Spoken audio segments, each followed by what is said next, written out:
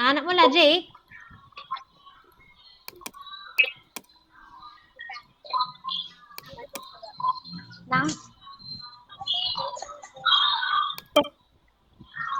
Opo. No, dito number 1. Basahin mo yung number 1. Perlas. May perlas. Dito na number 1. Pasa. No, dito.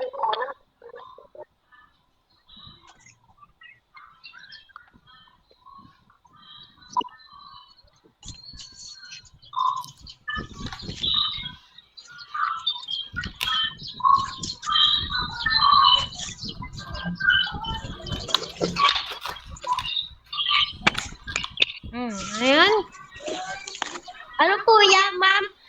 Mother tongue. Last page. Patulong ka para mahanap mo. Ano? Sige, makinig ka muna si Ren bago mo hanapin. Makinig muna sa akin.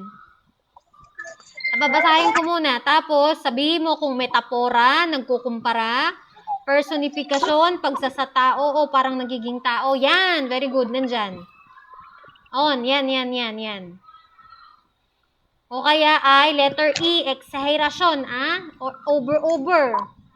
So, yung number 1, sabi niya, perlas ya amputi sungipon to. E. Letter? Ano yung dalawang bagay? Yung ngipon niya daw, parang perlas ya amputi. Ano yun? Kinukumpara ba? M? Nagiging tao ba siya? P? O over? Letter E. M-P-E. E. E? Yung ngipin daw, singa, perlas ya amputi. E.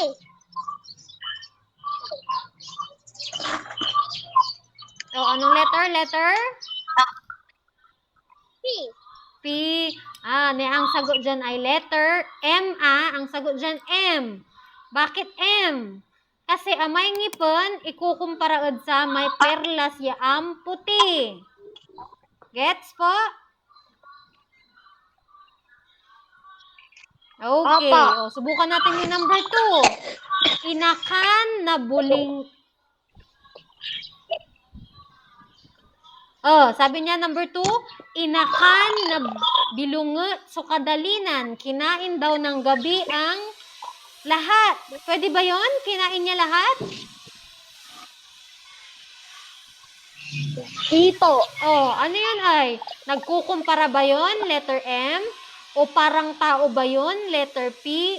O over yung pagkakasabi niya? Letter E? Ang sagot dyan, letter E o letter P? Letter E. Letter? P. Very good. Ang sagot ay letter P. Ang lilingwanan So, yung susunod na tatlo, ikaw na ang magsagot Gawin yung pangatlo. Pagkatapos, yung pinakadulo, ipigura, sumanutumbo, kasalita, udlotsab. Gagamitin daw sa pangungusap. Yung dalawa doon sa baba. Basahin nga yung number 1 doon sa baba. Timikyab. Timikyab to agila. Okay. Gagamitin yan sa pangungusap. Yung pangalawa, basahin nga yung pangalawa. Irum la lo ud lo rim. Very good. Eloprano ud lurum. Anong gagawin dyan? Gagamitin sa?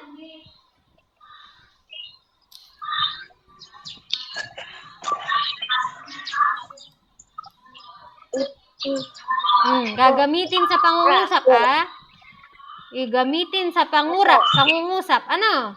May tanong pa ba?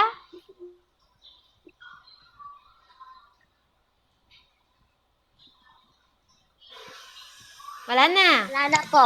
Okay, kung wala na, pwede nang magsagot. Opo.